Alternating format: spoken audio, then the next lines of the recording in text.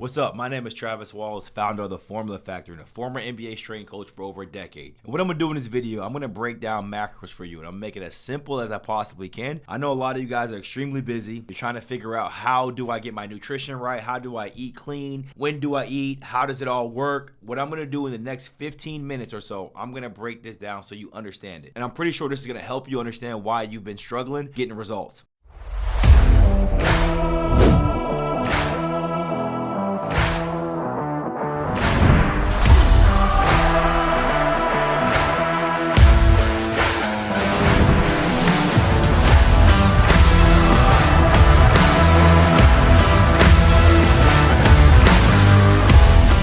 So let's first break down the three macronutrients that are essential: proteins, fats, and carbs. You must understand those three. So I know everybody understands protein, all right? But if you don't, it's the muscle building macronutrient. Every time somebody talks about, hey, I need to eat my protein, I need to eat my protein. Chicken, salmon, ground turkey, ground beef, all those proteins, all right? You understand those are for muscle building. Fats, extremely important. Those are for your hormones. So you get that from olive oil. Some of the fats are in salmon, ground beef, almond butter. We'll go through all that, but you understand that they're strictly to promote your hormone. And then carbs are specifically for fuel. So this is why when I say carbs are specifically for fuel, I'm letting you know that it is not necessary to eat carbs. That's why you have ketosis and you have keto diets and all those things, because you can actually live without carbs. Now, what is the purpose of carbs? They give you fuel. They give you energy. So that's why when people just strip their carbs away and they go try to train, all of a sudden, 2 to 3 days later, they feel depleted because they don't have carbs. So that's why I'm not one of those guys where I'm like, hey, look, let's just strip all the carbs away, because I'm pretty much taking all the energy from your gas tank. I don't think that's the necessary thing to do, especially when you're trying to recomp your body. So what I'm gonna do is I'm gonna get to my client Miles. As you can see, he came into me May 28, 2024, and his day 100 was August 19, 2024. And as you can see, as I have right here, when we're talking about our macronutrients, we got to get into in terms of how much of the macronutrients do we want to eat. So whatever our calories are, we always want to have protein at least 1 gram per body weight. All right. So whatever your desired weight is, or if you're starter, whatever your weight is at the moment, we want to make sure we get enough protein in for you to intake. All right. So then when it comes to fats, we want those to be at least 20 to 25% of total calories. Now, I haven't got into how many calories he's eating and the deficit right now. I'm just talking about when we get the total amount of calories that we want to eat, we must know how to break it down. So like I said, protein, you always want 1 gram per body weight. Fats, you want about 20 to 25% of your total calories. And then when it comes to carbs, it's the remaining calories. Now, why are carbs remaining calories? Remember, carbs are not essential. You don't need them. So that's where you just fill in the extra calories. And if you're starting to cut, that's the first thing you pull from, because they're not essential. The first thing I wouldn't pull from is my protein if I don't have to, because obviously that's where I build muscle. I don't always want to pull from my fat. Why? Because those would support my hormones. But with carbs, remember, they are not essential. That's why it's easy to take from. So that's why you see remaining carbs depending on the goal. So let's jump into Miles. Miles came to me at 180 pounds. And what you do is you have to find the maintenance calories first. So how do you find somebody's maintenance calories? I'm going to use Miles for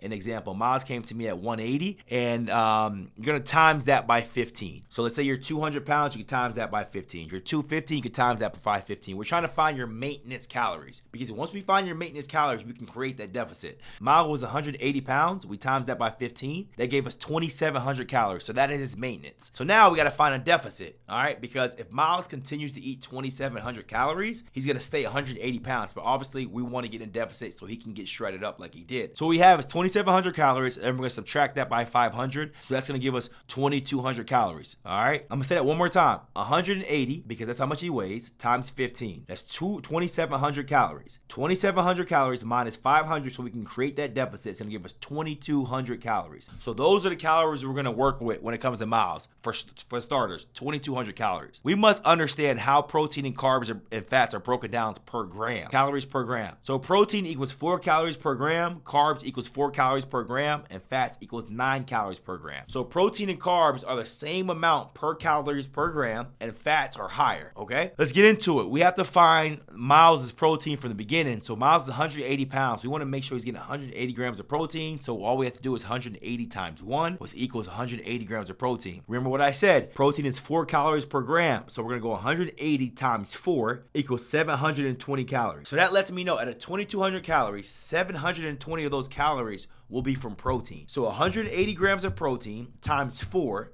that lets me know 720 calories will be straight from protein. So what I can do here is I take the 2200, which is his deficit number, I subtract that by 720, and you get 1480 calories. Those are the calories he has remaining. Now we're gonna go to fats. So I'm gonna go back to the deficit number, the 2200. So remember, I want 25% of the 2200 to be in fats. All right, so 2200 times 0.25 give me 550 calories. I'm gonna eat 550 calories worth of fat. Now I have to divide that by 0.9 because I have to get it in grams. So 550 divided by 0.9 is gonna give me 61 grams of fat. All right, so right now we know we're gonna eat 720 calories worth of protein. We're gonna eat 550 calories worth of fat. And now we have to find the carbs. Now remember, carbs are remaining. So what we're gonna do is take the 720 plus 550, which is gonna give us 1270. All right, so you can see 1270 calories. And then we're gonna go back to the deficit number, 2200 minus 1270 equals 930 calories. Those are the calories we have left remaining. We're gonna make our carbs 930 calories worth. And what we're gonna do is 930 divided by 0.4, because remember, it's 4 calories per gram. That's gonna give us 232.5 grams of carbs. So if we add up 720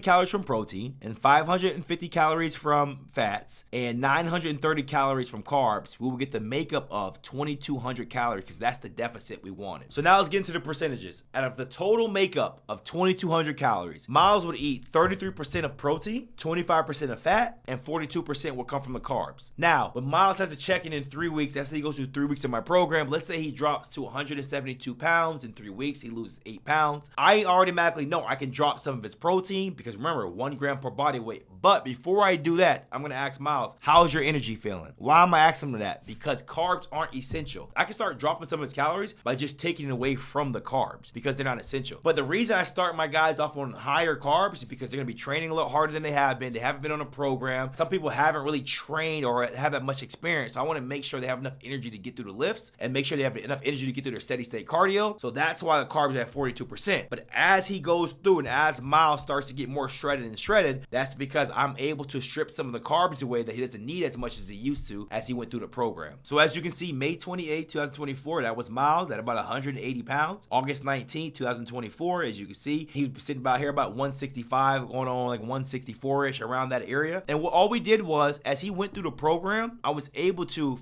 talk to him and figure out where did I want to take some of the calories from and can keep him in that deficit without him ever feeling hungry, without him ever feeling like he was starving. All we had to do was be a communication, him understand what the plan was, and all he had to do was follow it. This was the easiest way to break down macros for you. If you understand this part of macros, I promise you, you should be in elite shape. You shouldn't have to worry about what do I want to eat, what do I want to do. If you can follow this plan, what I just taught you about macros and learning how to fit your favorite foods in it, and this is a big part of it. When it comes to macros, you're not on a diet, and that's a lot of people are doing. A lot of people are going to people, they're putting them on diets. You can't eat this, you can't eat that. That's not true. If you can find ways to fit these foods in your macros, you'll be just fine. Now, what you're gonna realize is some of your favorite foods are higher in calories, higher in fat. That's why they taste so good. So yes, you can have them, but they may shoot your calories up, they may shoot your fats up and make the day harder. So you can go to a steakhouse, but a steak's gonna take a lot of your fat up, but throughout the day you may have to flip it and eat a little lighter on the front end. So that's all coaching, that's all understanding, that's also just being around and learning how macros actually work. And if you can do that, I promise you, you can get shredded in 100 days just like my clients have done. So what I want you to ask yourself is, what is your biggest bottleneck in fitness so far? Why haven't you got the results that you've been trying to get? Is it structure? Is it nutrition?